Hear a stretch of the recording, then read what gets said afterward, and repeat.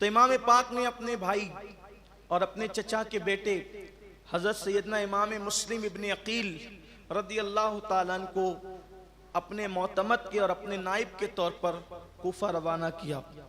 और आप ये भी सुन चुके हैं कि उनकी ख्वाहिश ये थी कि वो दोबारा मदीने मुनव्वरा जाएं और मदीने मुनव्वरा से फिर वो कूफा जाएं। तो यहाँ पर यह भी बयान किया जाता है कि इमाम मुस्लिम जब सफ़र के लिए रवाना हुए तो आपके दो बेटे थे, एक का नाम मोहम्मद था, एक का नाम इब्राहिम, छोटी उम्र के शहजादे थे, वो भी आपके साथ रवाना हुए। और जब आप कूफा तशरीफ ले गए तो कूफे जाने के बाद जब आप कूफा तशरीफ ले गए और कूफे में दाखिल हुए तो वहाँ के जो गवर्नर थे वो सहाबी रसूल हजरत नुअमान बिन बशीर रदी अल्लाह ताला अन्हु थे। उनको पता चला कि इमाम मुस्लिम कूफा तशरीफ लाए हैं और कूफे के अंदर जो मुहिब्बान अहले बैत हैं, जो अहले बैत से मोहब्बत करने वाले लोग हैं, यूँ तो मोहब्बत करने वाले सभी थे लेकिन कुछ लोग हुकूमत के साथ हो गए थे, कोई मजबूरी में कोई मसरूरी में। तो आपको पता चला कि शियान अली ने और शियान हुसैन ने उनको ख़त लिखा और इमाम ने अपना नाइब बनाकर हज़रत इमाम मुस्लिम को रवाना किया। तो उन्होंने मामले को नज़रअंदाज किया क्योंकि वो सहाबी रसूल थे, वह अहले बैत की कद्र को, उनकी अहमियत को, उनकी अज़मत को, उनकी बुजुर्गी को जानते थे। वो मामलात को नज़रअंदाज कर रहे थे और लोगों को मौका मिलने पर यह भी कह रहे थे कि देखो इमाम मुस्लिम तशरीफ़ लाए, मैं उनसे तो कुछ न कहूँगा लेकिन तुम लोग जो ये सब कर रहे हो कि उनके हाथ पे बैत कर रहे हो, अगर यजीद को पता चलेगा तो बड़ा हंगामा खड़ा करेगा, वो सख्त दिल आदमी है। इमाम मुस्लिम जब कूफा पहुँचे शानदार इस्तकबाल किया गया और वहाँ के अमीरों के घर में आपको ठहराया गया और आपको बड़ी इज्जत, बड़ी खातिर मदारत की गई। और पहले ही दिन इमाम आली मकाम अला जद्दी वालिस्सलाम के इस नुमाइंदे इमाम मुस्लिम के हाथ पर तकरीबन 18,000 लोगों ने बैत की। 40,000 लोगों की रिवायत भी मिलती है लेकिन बहुत मोहतात जो मौरखीन है उन्होंने लिखा कि 18,000 लोगों ने हज़रत इमाम मुस्लिम के हाथ पर बैत की। और जब बैत पहले दिन कर ली तो इमाम मुस्लिम ने माहौल देखा, हालात देखें कि लोग जोक दर जोक आते हैं और आने के बाद जो है वो इमाम मुस्लिम के हाथ पे बैत करते हैं। तो आपने उसी दिन ख़त लिखा कि इमाम यहाँ के हालात बड़े अच्छे हैं और साजगार हैं और सब लोग आपके मुंतज़िर हैं और रास्ते में गोया के राहों में पलके बिछाए हुए हैं, आप जितनी जल्दी हो सके तशरीफ़ लाएं। इधर हज़रत इमाम मुस्लिम ने ख़त लिखा, इधर ख़त रवाना हुआ और इधर इमाम हुसैन को ख़त रवाना हुआ, उधर यजीद को ख़त रवाना हुआ।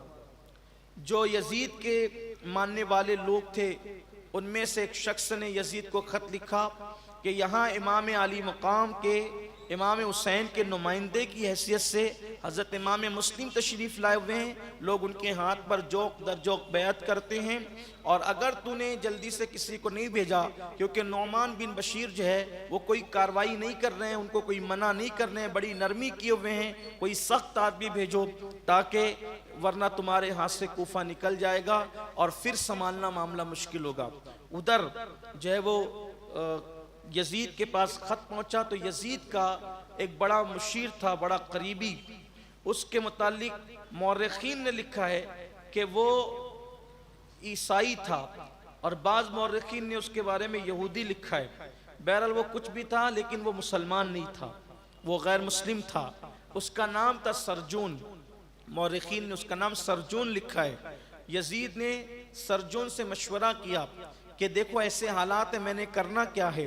तो सरजून ने कहा कि सबसे ज़्यादा इस मामले को अगर कोई निपट सकता है तो वो बसरा का governor Ubaidullah Ibn Ziyad, Ubaidullah Ibn Ziyad इब्ने अबी, ये उसका पूरा नाम है, उसके बाप के नाम के साथ उबैदुल्लाह इब्ने ज़ियाद इब्ने अबी, ये तारीख़ में पुरानी किताबों में, मतलब ज़ियाद का बेटा उबैदुल्लाह और ज़ियाद बेटा उसके बाप का, यानी कि शजरे नसब देख लें आप। मौलाना कभी कभी शेर पढ़ते हैं ना कि हमने शजरा देखा है दुश्मनाने हैदर का, हमने शजरा देखा है दुश्मनाने हैदर का, माँ का नाम मिलता है, वल्दियत नहीं मिलती। तो ये किसी को चिढ़ाने के लिए नहीं है, ये हंसी मजाक के लिए नहीं, ये हकीकत है। उबैदुल्लाह इब्ने जियाद इब्ने अबी, मतलब जियाद अबी उसके बाप का बेटा। तारीख में उसके बाप का नाम जो बड़े पुराने मौर्रिखीन हैं उन्होंने नहीं लिखा, इसलिए कि जियाद जो पैदा हुआ था उसके मुतालिक मौर्रिखीन का कहना यह है कि जियाद जिना से पैदा हुआ था, इसलिए लोगों ने उसके बाप का नाम नहीं लिखा बल्कि जियाद इब्ने अबी लिखा। बाद में फिर पुराने मौर्रिखीन ने किसी और का नाम साथ में लिखा है। ये एक तारीखी बात है, लेकिन इससे कोई इख्तिलाफ भी कर सकता है। मैं इसको हतमी तौर पर ये नहीं कह रहा हूं कि ये मेरी तहकीक है, इसको मानो। फिर कहता हूं मैं कोई मुहक्किक नहीं हूं, लेकिन आपके सामने पेश कर दिया। अब आप इसको पढ़िए, तहकीक कीजिए, आपके लिए रास्ते खुलेंगे, ताकि आपको पता चलेगा कि एक तरफ नसब की शराफत कितनी है। खानदान नबूवत की हर दौर में खुसूसियत ये रही है कि खानदान नबूवत का कोई बच्चा ले लें, उससे लेकर मौला अली तक आपको शजरे जो वो नजर आएंगे, बिल्कुल नजर आएंगे, हर दौर में नजर आएंगे, हर असर में नजर आएंगे, हर सदी में नजर आएंगे, हर जमाने में नजर आएंगे। लेकिन दुश्मनान अहले बैत के मुतालिक आप कभी ये चीज नहीं देखेंगे, जल्दी से आपको ये चीज नजर नहीं आएगी। तो उबैदुल्लाह इब्ने जियाद उन दिनों बसरा का हाकिम था, तो सरजोन ने मशवरा दिया कि ये सख्त दिल आदमी है, जाहिर सी बात है खून में शराफत नहीं होगी, सख्ती ही होगी, तो वो सख्त दिल आदमी था।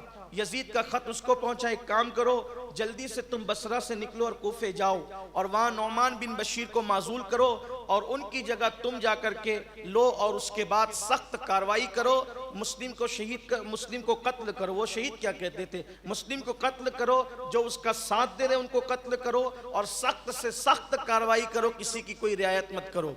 जैसे ही इसको जो है वो ये खत मिला, इसने जल्दी जल्दी तैयारी शुरू की, अपनी जगह अपने भाई को उसने मुकर्रर किया और फिर जो है वो बसरा से वो अपने घर वालों को लेकर और अपने चंद साथियों को लेकर, जिसमें कमोबेश 50 के ऊपर तादाद मौर्रिखीन ने लिखी है, वो लेकर के रवाना हुआ।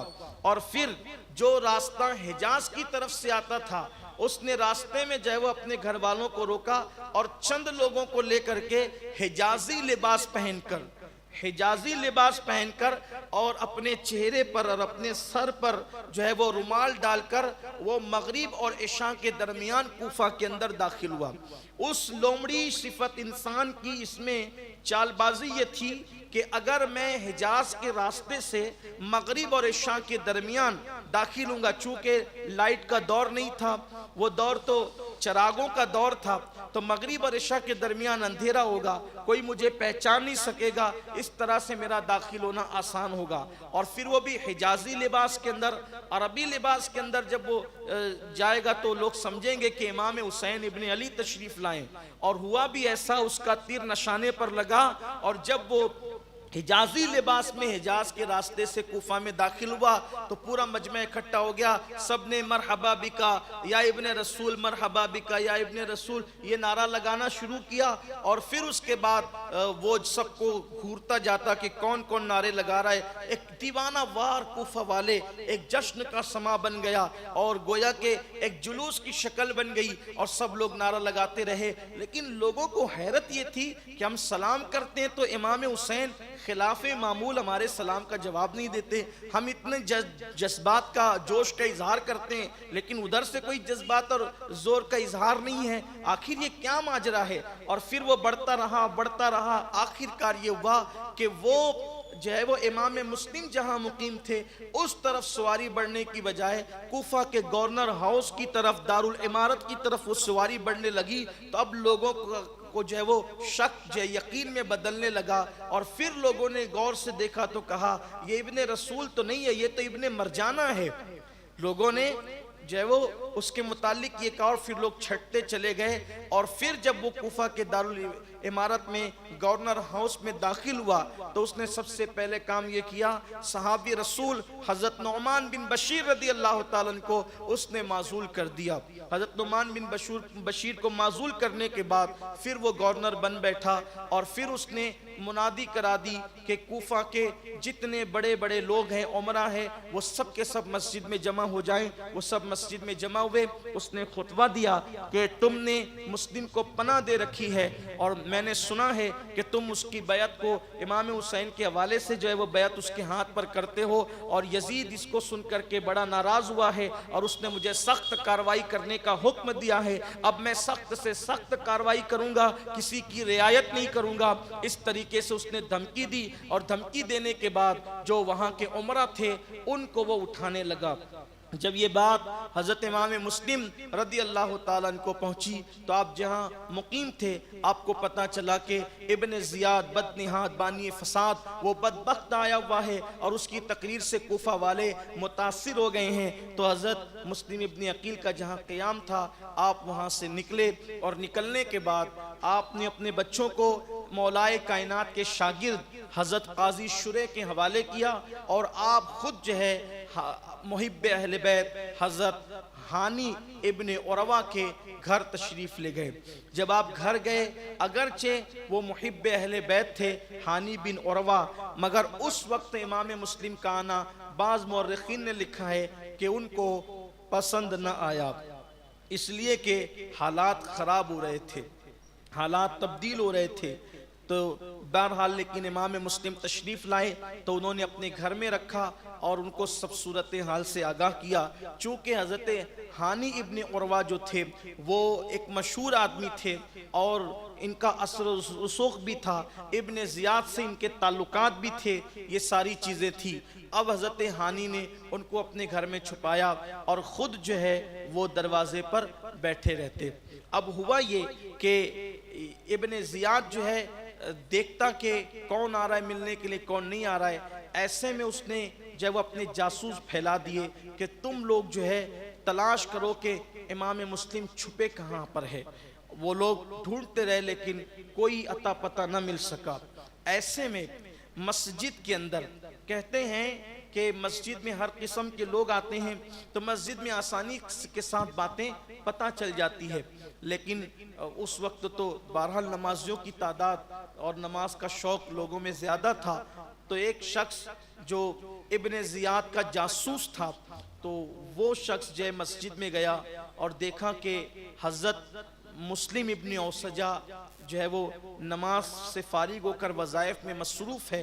तो वो वहाँ पर पहुँचा और पहुँचने के बाद उनको सलाम किया और सलाम करके कहा कि ए बुज़ुर्ग, मैं शामी ग़ुलाम हूँ, अहले बैत का, मुल्क शाम से आया हूँ, अहले बैत का ग़ुलाम हूँ मैं, और मैं उनको नज़र देना चाहता हूँ।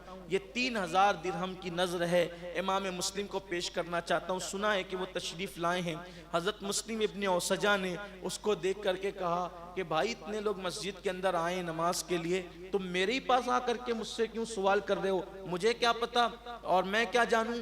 तो कहा कि आपके चेहरे पर जो नूर है, पेशानी में जो नूर है, उससे लगता है कि अहले बैत के मुहिब है, इसलिए मैंने आपको पहचान लिया। इस तरह की चिकनी चोपड़ी बातें करके उसने हज़रत मुस्लिम बिन औसजा को गोया के धोखा दिया। देखिए अहले ईमान के मुतालिक ये आता है कि अहले ईमान के अंदर सादगी होती है, भोलापन होता है, और वही मामला हुआ। हज़रत मुस्लिम इब्ने औसजा उसके दामे तज़वीर में, दामे फ़रेब में गिरफ्तार हो गए और फिर उन्होंने कहा कि ठीक है मैं तुम्हें मिला दूंगा, और फिर वो ले गए अपने साथ और हज़रत हानी के घर में ले जा करके हज़रत इमाम मुस्लिम से मिलाया। उसने 3000 दिरहम की बड़ी नज़र पेश की हज़रत इमाम मुस्लिम को, आपने किसी के हवाले कर दी, और उसके बाद अब वो रोज़ाना आने जाने लगा और कई दिन तक के आता जाता रहा। और आते जाते उस शख्स ने एक एक नक्ल हरकत पर नज़र रखी और फिर जा कर के सारी बातें उसने इब्ने ज़ियाद को बता दी कि इमाम मुस्लिम तो हानी के घर में रुके हुए हैं। अब हानी को बुलावा आया, हज़रत हानी को पता चल गया, आपने फिरासत मोमिनाना से भांप लिया कि अब आगे बात क्या होनी है। आपने हज़रत इमाम मुस्लिम से कहा कि मुझे इब्ने ज़ियाद की तरफ से बुलावा आया है, इसलिए मैं जो है वो जा रहा हूँ, मुमकिन है कि जो है वो हालात बिगड़ जाएं, तो आप देखें जो भी हालात हों अपनी हिफाजत करें। बहुत सारी बातें हुई और फिर हानी जो है दारुल इमारत पहुँचे। जब वहां पहुंचे तो इब्ने जियाद पहले जैसे एहतराम करता था, इज्जत करता था और आपको अहमियत देता था। हानी को ऐसी कोई अहमियत उसने उस दिन नहीं दी और हज़रत हानी ने उसको सलाम किया। उस सलाम करने के बाद उसने सलाम का जवाब भी नहीं दिया। तो जनाब हानी ने कहा, बदले बदले से क्यों लगते हैं? तो उसने कहा कि मैंने सुना है कि आपने मुस्लिम को अपने घर में पनाह दे रखी है। हज़रत हानी ने फरमाया, ये कैसी बात करते हैं, मुस्लिम को मैं अपने घर में क्यों पनाह दूंगा?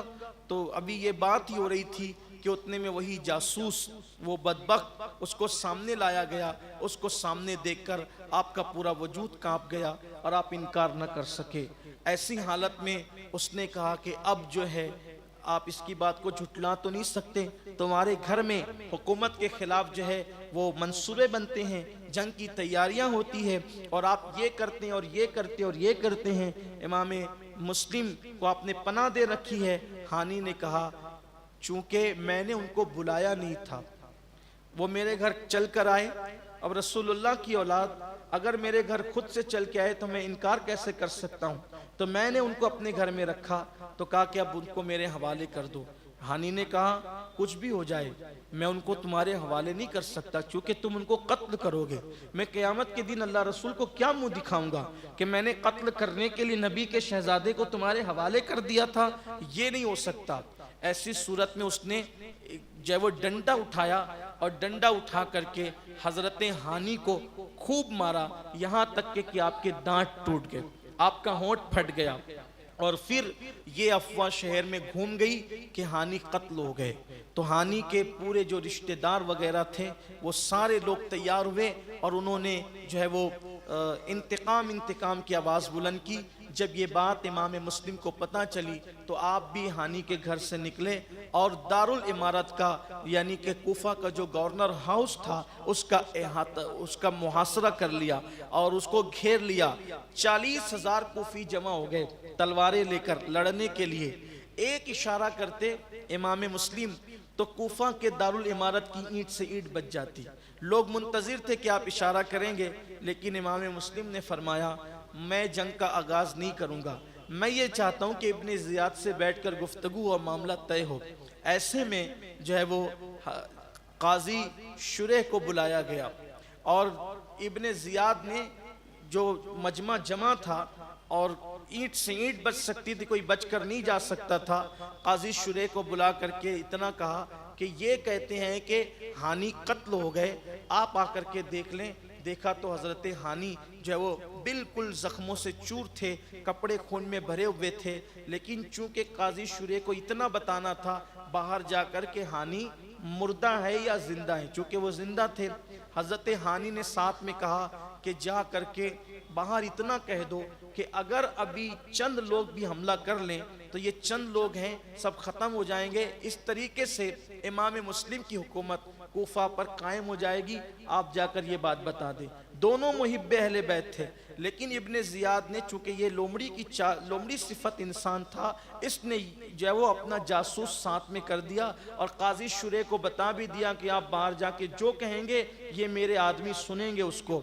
और फिर उसके बाद काजी शुरे ने बहुत अफसोस के साथ इतना बताया कि लोगों, हानी जिंदा हैं और हजरत हानी का पैगाम जासूसों की वजह से ना पहुंचा सके। ऐसे में मजमा छटता चला गया। मजमा छटते छटते 500 लोग बचे। 40,000 लोगों में से सिर्फ 500 लोग बचे। वो 500 लोगों को लेकर जब मगरिब की अजान होने लगी तो हज़रत इमाम मुस्लिम कूफा की जामा मस्जिद के अंदर नमाज पढ़ने के लिए पहुंचे। जब आपने नमाज शुरू की थी तो आपके पीछे 500 लोग थे और जब आपने नमाज का सलाम फेरा तो आपके पीछे कोई भी मौजूद न था। सारे कूफी आपका साथ छोड़ गए। आप देखें, ये वाक़यात बड़े इबरत के वाक़यात हैं कि लोगों का मिजाज कैसे बदलता है। दौलत की वजह से, इक़्तिदार की वजह से, माल की वजह से, डर की वजह से, खौफ की वजह से वो कूफी ला यूफी थे, वो सब के सब साथ छोड़ गए। 540,000 थे, 40,000 में से 500 बचे, 500 में से सब साथ छोड़ गए। मगरिब की नमाज का सलाम फेरा, इमाम मुस्लिम ने देखा, दिल से हौंक उठने लगी। अपना कोई ख्याल न था, अपनी कोई फिक्र न थी।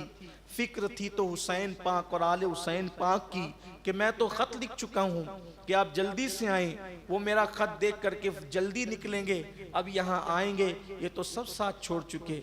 इमाम मुस्लिम ने नमाज मुकम्मल की और नमाज मुकम्मल करने के बाद देखा तो सारे कूफियों के दरवाजे मगरिब की नमाज के बाद ही बंद हो चुके थे। जिसको बुलाया था बड़े वास्ते देकर, जिसको बुलाया था बड़ी बड़ी बातें करके, आज उसको बेयारो मददगार छोड़ दिया। गोया के कोई कहने वाला कह रहा था, कूफियों तुमने जो साथ छोड़ा है, तुम्हारी बदअहदी की, बेवफाई की मिसाल क़यामत तक मिंबरों से पढ़ी जाएगी और तुम्हारी बेवफाई क़यामत तक बयान की जाएगी। सारे दरवाजे बंद हैं। इमाम मुस्लिम जो है निकलते हैं, जिन्होंने मेहमानियाँ की थी, जिन्होंने जो है वो नारे लगाए थे, जिन्होंने बैअतें की थी, सब गायब थे। इमाम मुस्लिम ने सोचा क्या करें, हत्ता कि अब इमाम मुस्लिम की पोजीशन ये थी कि इमाम मुस्लिम को पीने के लिए पानी तक मैसर न था।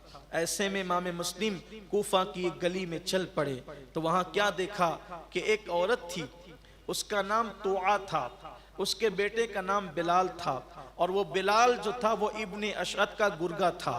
तो ऐसी हालत में उसका बेटा चूंकि आज घर नहीं आया था तो वो बेटे के इंतजार में दरवाजा खोलकर, इकलौते बेटे के इंतजार में दरवाजा खोल करके बैठी थी कि मेरा बेटा आएगा तो मैं उसको घर में लेकर दरवाजा बंद कर लूंगी। इमाम मुस्लिम ने उस बूढ़ी औरत को, तोआ को जो है वो देखा तो उसको सलाम किया, उसने सलाम का जवाब दिया। इमाम मुस्लिम ने कहा, माई क्या तुम मुझे पानी पिला सकती हो? साकी कौसर का नवासा आज किसी से पानी मांगने पे मजबूर हो गया है। कहा आप मुझे पानी पिला सकती हो? उस औरत ने अंदर गई, पानी लाकर पेश किया। इमाम मुस्लिम ने बैठकर पानी पिया, पानी पीकर बैठे रहे। उस खातून ने कहा, ऐ जवान पानी पी लियो, अपने घर जाओ, उठो और घर जाओ, हालात आजकल शहर के अच्छे नहीं है, घर जाओ। इमाम मुस्लिम ने कोई जवाब नहीं दिया, सर नीचे कर लिया। फिर कहा, मैंने कहा ना तुम घर नहीं जाते, घर जाओ, हालात शहर के अच्छे नहीं है। इमाम मुस्लिम फिर चुप बैठे रहे। कहा, अजीब है, आप पानी आप पी चुके और हाजत है पानी तो पानी पिला दूं या आप घर जाते हैं? इमाम मुस्लिम ने कहा, माई यहाँ मेरा कोई घर नहीं, यहाँ मेरा कोई घर नहीं है, आज मैं बेघर हूँ।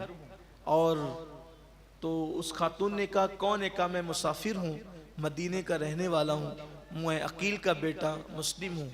वो सरापा हैरत से देखने लगी और ताज्जुब बनकर, सरापा ताज्जुब बनकर हैरत से देखने लगी, आप ही मुस्लिम बिन अकील हैं? वो अहले बैत की मुहिब थी। उसने कहा, इमाम मेरे घर आए, मेरे घर में रहे, आप कैसे कहते हैं कि मैं बेघर हूँ? ये तो घर आप भी का है। और वो घर में ले गई, आपके सामने खाना पेश किया, आप रोते रहे, खाना नहीं खाया, इसलिए कि एक ही ख्याल था कि मैंने खत लिख दिया है, इमाम आएंगे उनके साथ क्या होगा? उनके साथ औरतें हैं, छोटे छोटे बच्चे हैं, नन्हे नन्हे बच्चे हैं, उनका क्या होगा? ये जालिम किसी पर रहम नहीं करेंगे, यही बार बार ख्याल आता था। अब कोई था भी नहीं कि किसी कासिद के हाथ से रवाना करें और भेजें कि भाई आप ना आए, मना कर दें, कुछ नहीं था। बज़ाहिर बेयारो मददगार हैं। ऐसे में इमाम मुस्लिम जो है वो महव इस्तिराहत हो गए। उसका बेटा बिलाल आया, तोआ का बेटा, तो उसने इमाम मुस्लिम को देखा तो बुढ़िया ने कहा, बेटा आज तो हमारे नसीब जगे, आज हमारे मुकद्दर जगे, आले रसूल आज हमारे घर आए। हज़रत इमाम फ़खरुद्दीन राज़ी ने इस आयत मुबारका की तफसीर में लिखा, अल्लाह पाक कुरान में फरमाता है, मा कान अल्लाहु लियुअज़्ज़िमहुम व अंत फ़ीहिम, के महबूब जब तक तुम इनके दरमियान हो अल्लाह इन पे अजाब नाजिल नहीं करेगा। इमाम राज़ी फरमाते हैं कि जहाँ आले रसूल आ जाते हैं गोया के वहाँ रसूल आ जाते हैं, आले रसूल की मौजूदगी गोया के रसूलुल्लाह की मौजूदगी है, ये इमाम राज़ी फरमाते हैं। तो उस खातून ने कहा, हमारे मुकद्दर जगह, अपनी ज़बान में को हमारे भाग जगह कि आज हमारे घर नबी के शहजादे आले रसूल तशरीफ़ लाए हुए हैं, नबी की आल तशरीफ़ लाई हुई, नबी के ख़ानदान के फ़र्द तशरीफ़ लाए हुए हैं। उसने सुना तो चूंकि वो इब्ने अशअद का गुर्गा था, उसने वो तो खुश हुआ कि भाई ये तो इब्ने ज़ियाद तो इनको ढूंढ रहा है और ये मिलते नहीं है। और इब्ने अशअद जो है वो इब्ने ज़ियाद की तहरीक पर, उसके फरमान पर ये ढूंढने में लगा हुआ है, तो वो जल्दी से सुबह का इंतजार करने लगा और सुबह जाकर उसने सब इब्ने अशअत को कहा। इब्ने अशअत का मतलब मोहम्मद इब्ने अशअत इब्ने कैस। ये कौन लोग हैं? आगे की जो नशिस्त गुजर चुकी, ये मोहम्मद बिन अशअत का जिक्र भी गुजरा, अशअत बिन कैस का जिक्र भी गुजरा। ये सारे नाम आपके जहन में होंगे और आपको पता होगा कि हुआ क्या है। तो मेरे आका सल्लल्लाहु अलैहि वसल्लम के दीवानों, मैं इसको इब्ने अशअत बार बार इसलिए कहूंगा कि मोहम्मद बिन अशअत उसको कहना अच्छा नहीं लगता, क्योंकि मोहम्मद तो मेरे महबूब का नाम है।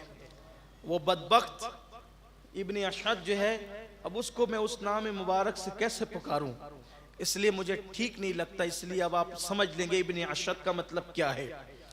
इब्ने अशअत के पास जब बिलाल ने बात पहुंचाई तो इब्ने अशअत जाकर के इब्ने जियाद को कहा। इब्ने जियाद ने जो है वो फौज भेजी इमाम मुस्लिम को गिरफ्तार करने के लिए।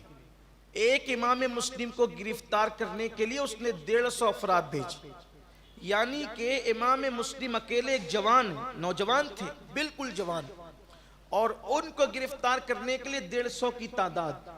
यानी कि नबी के घराने से किस कदर वो खौफजदा थे, इसलिए कि उनकी निगाहों में बद्र, ओहद, खंदक, खैबर सब थी। और ये जो जंगे करबला है, इसको आप समझ लें, ये जो जंगे करबला है ये गोया के बद्र का ततिम्मा है, ये बद्र का एंड है, ये करबला की जंग। आप इसको गौर से देखें, जितने लोग बद्र में हैं उतनी लोगों की औलादें आपको करबला में नजर आएगी। आप गौर फरमा लें, गौर से देख लें आप। यानी वहां जो लोग लीड कर रहे थे बद्र में काफिरों की जमात को, यहीं पर करबला को वही लोग लीड कर रहे हैं। और जो लोग वहां रसूलुल्लाह के साथ थे, गोया के बद्र को लीड कर रहे थे, वही उनकी औलादें यहाँ आपको नजर आएगी। आप देखते नहीं है, हमारे बाज बुजुर्गों ने अपनी किताबों में लिखा कि बद्र में 70 काफिरों को मारा गया, अकेले 35 काफिरों को मारने वाली जात मौला अली की है। ये चीज है जो वो खटकती थी ना औलादें।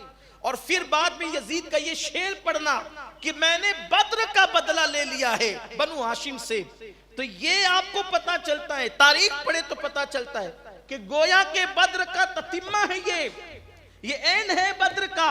वो जो बद्र में जख्म दिए थे बनु हाशिम ने, जो बद्र में जख्म दिए थे रसूलुल्लाह के सहाबा ने, साथियों ने, और वो जो जख्म बार बार जो उभार करता था, बिल आखिर ये हुआ, मौलाए कायनात ने फरमाया, इमाम हसन ने भी फरमाया कि जब कुदरत ने हमें इख्तियार दिया तो हमने उनको माफ किया, और जब उनको इख्तियार मिला तो उन्होंने हमारे साथ ये सलूक किया। जब हमें इख्तियार था तो उस वक्त हम इन्हें माफ करते रहे, मोहलत देते रहे, छोड़ते रहे, बस उतनी ही चोट दी, उतनी जख्म दी जितना कुदरत ने हुक्म दिया था, लेकिन रियायती करते रहे। और इन्होंने तो जुल्म ही किया। तो 150 लोगों को भेजा इमाम मुस्लिम को पकड़ने के लिए और कैद करने के लिए। जब वो आए तो आके घर में इमाम मुस्लिम ने तलवार ली और तलवार लेकर उनका मुकाबला किया। हैरत यह है, कभी कभी हमारे मौर्रिखीन ने जो पस मंजर उसका खींचा है और जो उसका मंजर खींचा है, हैरत होती है कि इमाम मुस्लिम की तलवार ऐसे चल रही थी जैसे जुल्फिकार हैदरी चल रही हो, और वो कोई करीब आने की हिम्मत नहीं करता था। आपने उनमें से कई लोगों को जो है वो जहन्नम की नींद सुलाया, और फिर वो बदबख्त जहन्नम की नींद चंद लोग सो गए, कुछ जख्मी हुए, इन्होंने भी जख्मी किया। जब मुकाबला नहीं कर सके तो छत पे चढ़ गए और वहां से कभी पत्थर फेंकते, कभी लकड़ी फेंकते, कभी आग फेंकते। हज़रत इमाम मुस्लिम आखिर एक आदमी थे, लड़ते लड़ते थक गए। तो ऐसे में इब्ने अशअत ने कहा कि हम आपको अमान देते हैं, आप इब्ने जियाद के पास चलें। इब्ने अशअत ने कहा हम आपको अमान देते हैं, आप चलें इब्ने ज़ियाद के पास, उससे गुफ्तगू करें, मामले को हल करें।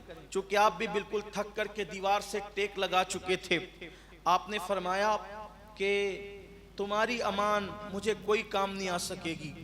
उन्होंने कहा हम वादा करते हैं, ना आप कत्ल किए जाओगे, ना आपकी बेइज्जती की जाएगी, ना आपकी गुस्ताखी की जाएगी, आप चलें गुफ्तगू करें। इमाम मुस्लिम ने कहा अच्छा ठीक है। जब आपको खच्चर पे बिठा करके वो ले जाने लगे तो जैसे ही आगे बढ़े तो एक शख्स ने आपकी तलवार निकाल ली। आपने बुलंद आवाज से पढ़ा इन्ना लिल्लाहि व इन्ना इलैहि राजिऊन, इन्ना लिल्लाहि व इन्ना इलैहि राजिऊन, और आप रोने लगे। फरमाया कि ये पहली बेवफाई है, ये पहली बेवफाई है कि तुमने अमान देने के बाद मेरी तलवार ले ली और मुझे बेदस्तो पा कर दिया। रोने लगे तो किसी ने ताना दिया कि आप जैसे बहादुर इब्ने ज़ियाद के पास जाने से रोते हैं। फरमाया मैं अपनी जान के लिए नहीं रो रहा हूँ, जो मैंने खत लिखा है ना कि आप तशरीफ ले इमाम हुसैन को, अब मुझे लगता है कि वो क्या, तुम क्या सलूक करोगे, मेरे साथ ये सलूक किया तो उनके साथ क्या सलूक करोगे। वो छोटे छोटे बच्चों के साथ, औरतों के साथ आ रहे हैं, तुमने धोखा दिया। और जब गवर्नर हाउस में, कूफा के गवर्नर हाउस में दाखिल हुए, पानी का मटका रखा हुआ था, ठंडे पानी का मटका देख करके हजरत इमाम मुस्लिम ने फरमाया प्यास लगी है, मुझे थोड़ा पानी पिला दो। तो एक बदबख्त ने जो है वो ये ताना दिया कि मुस्लिम, ये ठंडा पानी तुम्हें नहीं मिलेगा, अब तो तुम्हें जहन्नम का पानी मिलेगा, आबे हमीम मिलेगा। आपने उसको उस वक्त भी जुरत से जवाब दिया, ओ बाहिली कुत्ते, ये आबे जहीम और नारे जहीम के मुस्तहिक तुम लोग हो, हम तो साकिए कौसर की आल है, हमें क्या जहन्नम के पानी से मतलब। और आपने ये फरमाने के बाद आगे बढ़े तो एक शख्स को तरस आया और उसने जो है एक कटोरे में पानी लिया, ठंडा पानी निकाल के इमाम को पेश किया। जैसे ही वो पानी आपने मुंह के करीब किया, होठ कट गए थे, दांत जो है वो हिल रहे थे, कमजोर हो चुके थे, वो ऐसा मारा था उन लोगों ने, जख्मी किया था। जैसे ही कटोरा मुंह के करीब किया तो वो पानी के अंदर खून गिरा और पूरा पानी खूना खून हो गया। दूसरा कटोरा दिया गया तो उसमें भी खून आ गया। तीसरा कटोरा दिया तो जो दांत कमजोर हो चुके थे वो जो वो थोड़ी सी हरकत से टूट कर उसमें गिर गए। आपने फरमाया शायद के अब दुनिया का पानी मेरे मुकद्दर में नहीं है। और फिर इब्ने ज़ियाद के सामने आपको ले जाया गया। आपने सलाम भी नहीं किया उसको। जब सलाम नहीं किया तो उसने, किसी ने, चमचे ने कहा कि आप अमीर को सलाम नहीं करते। फरमाया ये मेरे कत्ल के दर पे है, अगर ये कत्ल करें तो मैं इनको क्या सलाम करूं, और अगर ये मुझे कत्ल नहीं करना चाहते तो जिंदगी रहेगी तो बहुत सलाम होता रहेगा। ये बात हुई। फिर उसके बाद इब्ने ज़ियाद ने कहा कि सब लोग मुत्तहिद थे और सब लोग मुत्तफिक थे, तुमने यहाँ आकर लोगों के दरमियान फितना फैलाया और लोगों को मुंतशिर किया और एक दूसरे के दरमियान इख्तिलाफ पैदा किया। इमाम मुस्लिम ने फरमाया मैं नहीं आया, हमें बुलाया गया है, हमें कस्में दी गई, वास्ते दिए गए, शरीयत के तहफ़्फ़ुज़ की बातें की गई, और अब ये लोगों ने साथ छोड़ दिया। तो हम खुद नहीं आए, हम बुलाए गए हैं और हम इसमें कोई कसूरवार नहीं है। यजीद फासिक व फाजिर है, ये तुम भी जानते हो, यजीद शराबी है, तुम भी जानते हो। इस तरीके की बातें इब्ने ज़ियाद के सामने इमाम मुस्लिम ने की। फिर उसने बहुत सारी बातें कही और जल्लाद को हुक्म दिया कि इनको ले जाओ और कोफा के दारुल इमारत पर खड़े करके इनको कत्ल कर दो और इनको ज़मीन के नीचे गिरा दो, वहाँ से ऊपर से नीचे गिरा दो। इमाम मुस्लिम ने कहा देखो तुम कत्ल तो कर रहे हो, मुझे कुछ वसीयत करनी है।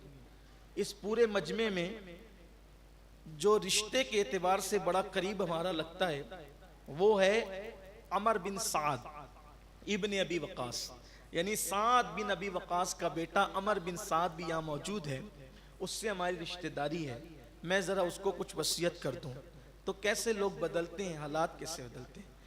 मैं कोई नसीहत करने के काबिल आदमी नहीं हूँ, लेकिन मेरी एक बात दिल पर हमेशा लिख कर रखना, दुनिया में ताल्लुकात सबसे रखना, मोहब्बत सबसे करना, मोहब्बत सबसे लेना, मोहब्बत सबको देना, लेकिन हमेशा ये बात ख्याल रखना कि भरोसा और तवक्कुल अगर किसी पर करना तो सिर्फ अल्लाह उसके रसूल पर।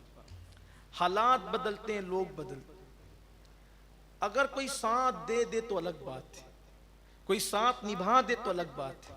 हाँ, और साथ लोग निभाते हैं तो ये कहां तक, बहुत वफादार लोग होते हैं तो कब्र में जाने तक साथ निभाते हैं, कब्र में तो किसी ने साथ निभाना भी नहीं।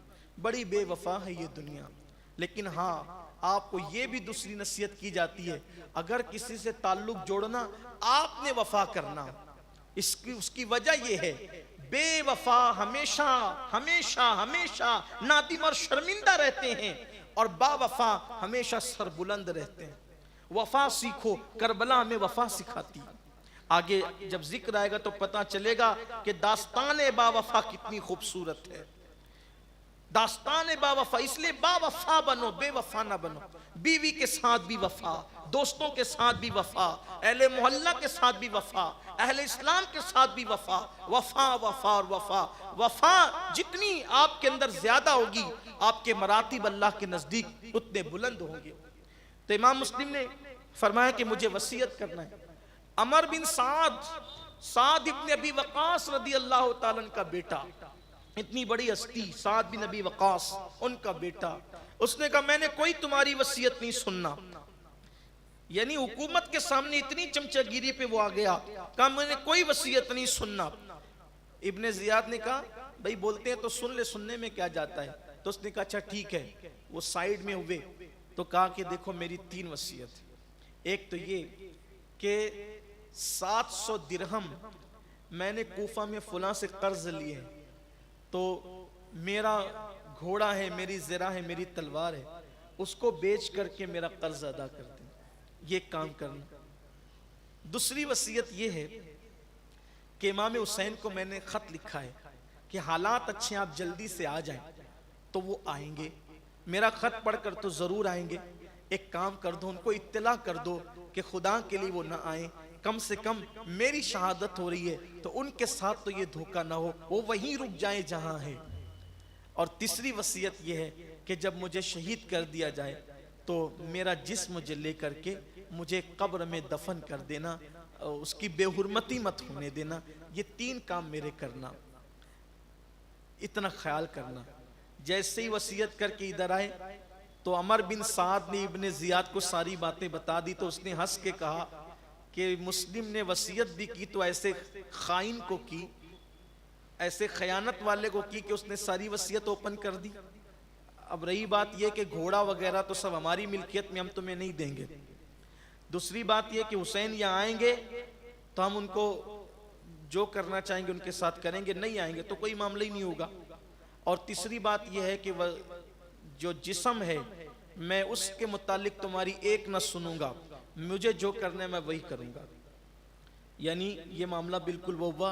और उसके बाद हजरत इमाम मुस्लिम को कूफा के गवर्नर हाउस पर लेकर के गए। इमाम मुस्लिम बराबर दुरूद शरीफ इस्तिगफार पढ़ते रहे और रोते रहे और कहते थे काश कोई होता जो पैगाम पहुंचा देता कि ऐ इब्ने रसूल यहाँ ना आए, यहाँ के लोगों ने बेवफाई की है। और आप दुरूद शरीफ पढ़ते हुए काबे की तरफ रुख करते हुए फूट फूट के रोते थे, काश कोई मेरा पैगाम पहुंचा दे कि ऐ इब्ने रसूल आप यहाँ ना तशरीफ़ लाएं। ज़िलहज्जा की ठीक 3 तारीख थी। 3 तारीख को इमाम मुस्लिम का सर कलम कर दिया गया। आप कलमा पढ़ते हुए दुनिया से रुखसत हुए और आपका जिस्म अक़दस जो है वो ज़मीन पे फेंक दिया गया, जिससे आपकी हड्डी चकनाचूर हो गई। हड्डियां आपकी चकनाचूर हो गई। हुस्न इत्तेफाक देखें कि जिस 3 ज़िलहज्जा को इधर इमाम मुस्लिम की शहादत हुई, उसी 3 ज़िलहज्जा को इमाम मुस्लिम का ख़त इमाम हुसैन के पास पहुंचा। हालात बड़े अच्छे हैं, आप जल्दी से जल्दी आ जाएं। यहाँ के लोगों ने आपके नाम पर मेरे हाथ पर बैअत कर ली है। इधर उधर वो ख़त पढ़ा, इमाम हुसैन खुश हुए, हालात अच्छे हैं। और इधर घर वालों को चलने की तैयारी करने का हुक्म दिया। उधर इमाम मुस्लिम की शहादत हो गई। इन्ना लिल्लाहि व इन्ना इलैहि राजिऊन। उनकी शहादत हुई। शहादत के बाद हड्डियों को जो ऊपर से जिस्म फेंका तो हड्डियां चकनाचूर हो गई। और फिर उसके बाद ये वाकया होते होते शाम बिल्कुल करीब थी। ऐसे में फिर इब्ने जियाद ने इमाम मुस्लिम की शहादत के बाद जनाबे हानी बिन उरवा की तरफ रुख किया और उनको भी जो है ऊपर ले जाकर शहीद कर देने का हुक्म दिया। इस तरह से उसी दिन 3 ज़िलहज्जा को हज़रत हानी भी शहीद हो गए। आप कूफा जाएंगे तो जहाँ मज़ार इमाम मुस्लिम का है बिल्कुल ठीक सामने जो है वो हज़रत हानी का मज़ार है। अब ये 3 ज़िलहज्जा की जो है वो शाम थी, वो गोया के कैसी खून आशाम शाम थी कि उफक की सुर्खी से पहले या शफक की सुर्खी से पहले, शफक की सुर्खी से पहले जो है गोया के वो रात खून से रंगीन हुई चली जाती थी। शाम करीब आ रही थी और कोफा वालों के दामन पर खून इमाम मुस्लिम के धब्बे ऐसे लग गए थे या चपक गए थे कि अब क़यामत तक कोई पानी, कोई तदबीर अब इसको धुल नहीं सकती थी। पूरे कूफा पर गोया के एक सन्नाटा तारी हो गया था और पूरा कूफा जो है गोया के अल्लाह अकबर नहूसत में उस वक्त के मौजूद लोगों के घरों में जो राजी बरज़ा थी शहादत से, वो नहूसत उनके घरों में टपक रही थी। ऐसे में इब्ने ज़ियाद ने कहा कि हमने तो मुस्लिम को मज़ा चखा दिया है,